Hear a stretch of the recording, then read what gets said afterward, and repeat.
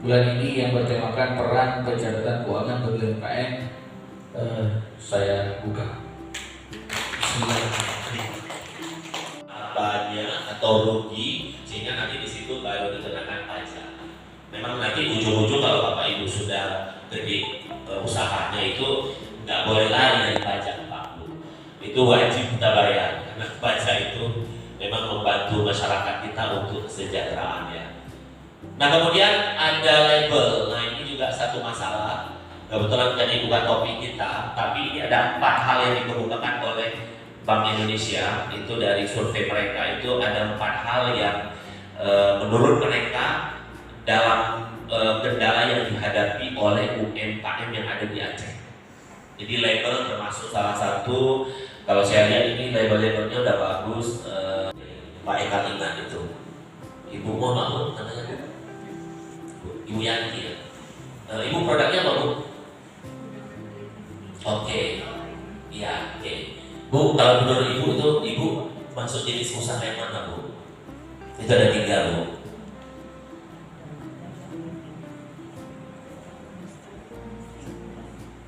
Biasa itu ada rumah pangkas, misalnya salon, kemudian dosmir, itu pangkas, ya pangkas. Jasa, maksudnya jasa.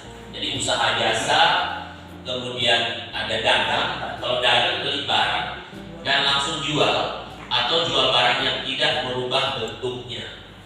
Nah berarti kan kita nanti menentukan harganya bagaimana? Gimana Bu posisi keuangannya Bu? Gimana aset Ibu? Gimana utang Ibu? Dan gimana modalnya? Dulu modal berapa kira-kira Bu? Mohon maaf Bu. Nggak apa-apa. Boleh Bu ya? 1 juta, 2 juta Bu. Nah, katakanlah begitu ya Bu. Nah sekarang Ibu udah berapa modalnya sekarang? Dulu 1 juta, sekarang udah berapa? Kira-kira. Nah itu, saya sebenarnya mau memberikan gambaran bagi kita bahwa ilmu akuntansi itu adalah suatu ilmu yang memang mempelajari bagaimana menyiapkan informasi keuangan yang lebih baik dan profesional. Sebenarnya itu aja. Secara umumnya itu. Nanti laporan keuangannya bagaimana Bapak Ibu? Laporan keuangan itu ya ada laporan posisi keuangan, laba rugi, kemudian daftar perubahan modal. Nah 3 aja.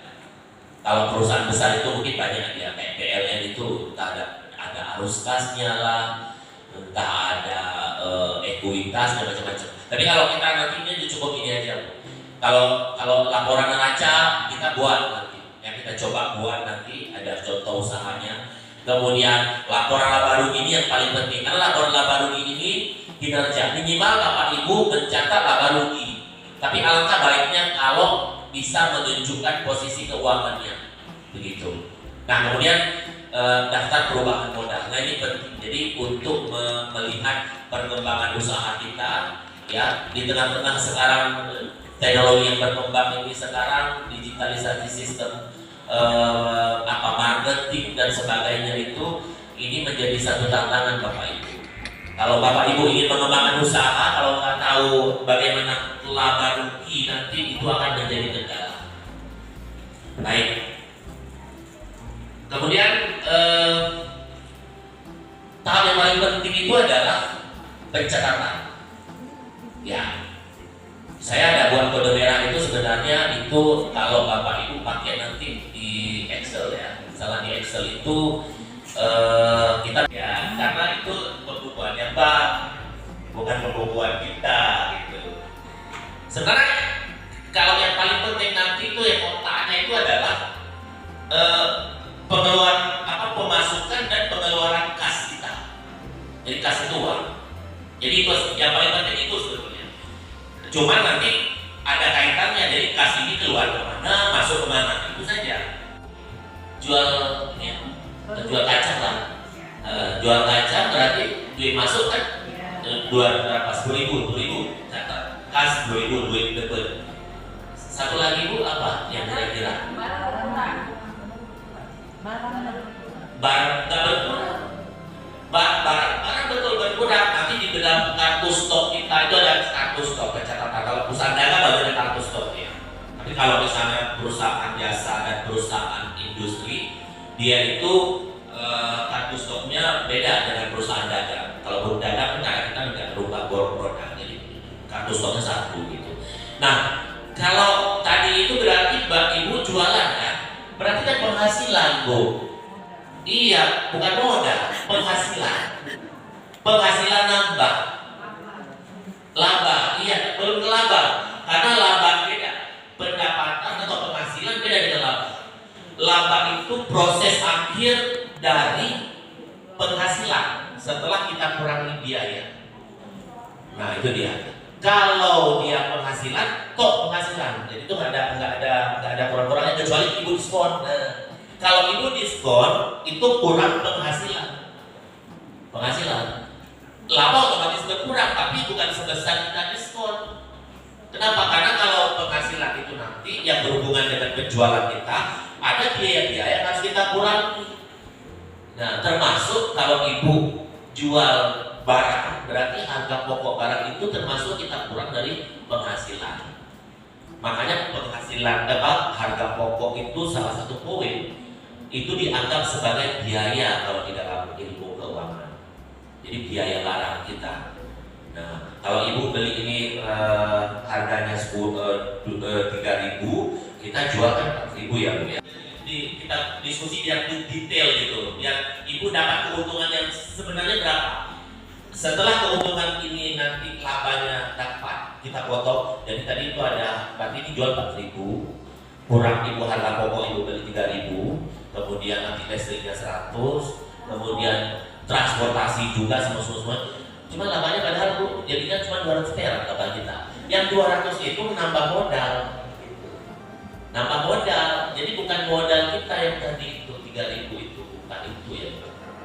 Gitu. Jadi kita catat nanti pemasukan kita itu 4.000 karena kita jualan, kas kita 4.000 Bu, itu aset. Kemudian yang 3.000 itu uang harga pokok kita itu nanti kita masukkan dalam laporan laba rugi kita.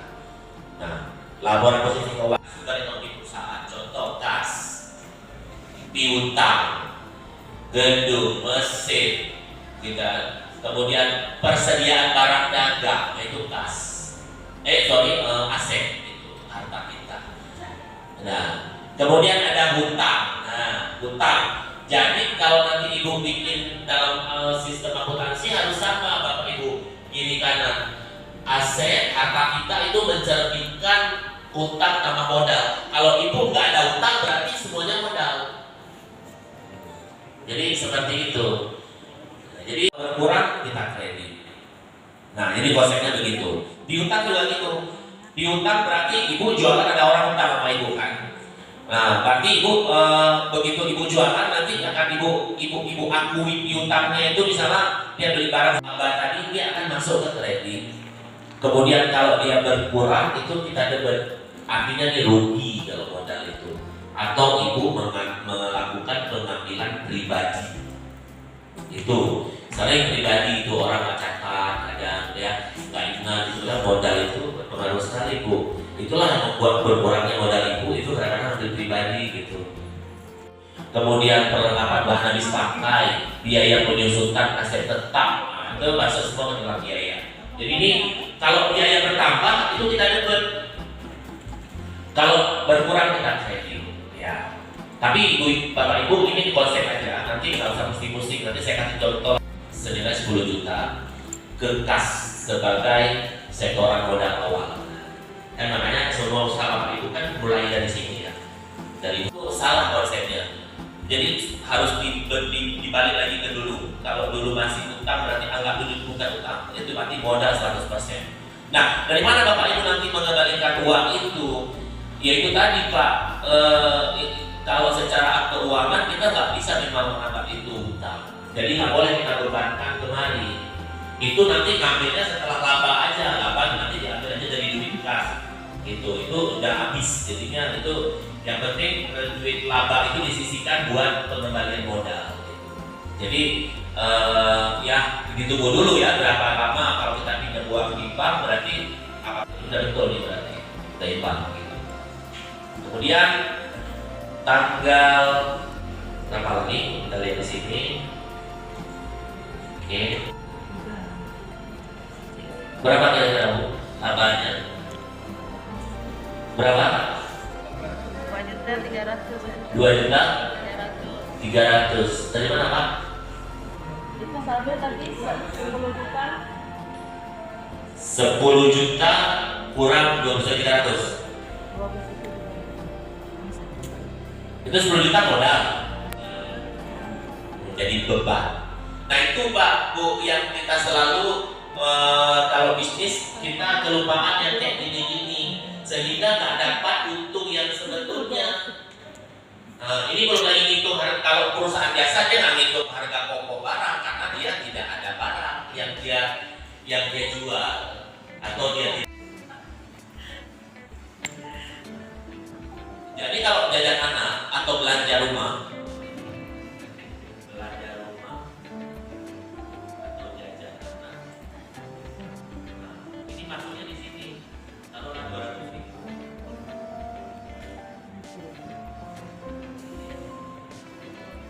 Modal kita sudah tahu kita mau berapa modal kita ya. Jadi modal kita kan sekarang 9.675. Jadi kalau 9.675 berarti ibu bukan malah 1.000 buat daftar masak itu juga akan dicatatkan. Daftar masak itu ada kompor, ada wajan, ada ini, ada itu. Kita memang mengambil referensi yang umum orang lakukan itu kan, jangan gaji karena nanti apa berhubungan dengan harga pokok yang tidak tepat. Kita tulis saya itu nggak apa-apa kita menjual harganya 12.000 itu pertanyaan berapa persen kita ambil keuntungan dari yang harga pokok tadi. Kalau udah dapat harga pokoknya udah tepat Pak, baru tepat laba rugi kita. Karena laba ruginya beda Pak. Ini laba rugi saya itu ini untuk perusahaan industri ya. Nah ini perusahaan industri ya. Laba rugi. Nah itu ada penjualan. Saya bisa sedikit. Nah, penjualan, habis itu ada harga pokok barang. Mungkin kalau dagang lebih mudah. Gitu. Jadi beda-beda tipis lah kalau harga laba ruginya. Tapi kalau yang kita harga mana yang kita pakai? Jadi kita bisa pakai teknik untuk menghitung harga jual gitu. Dan ini dijamin tidak. Minimal kita mengetahui laba rugi kita. Gitu. Karena banyak udah usaha-usaha kecil ini memang kalau secara perpajakan itu mereka tidak dituntut terlalu komplit laporan keuangannya. Minimal mereka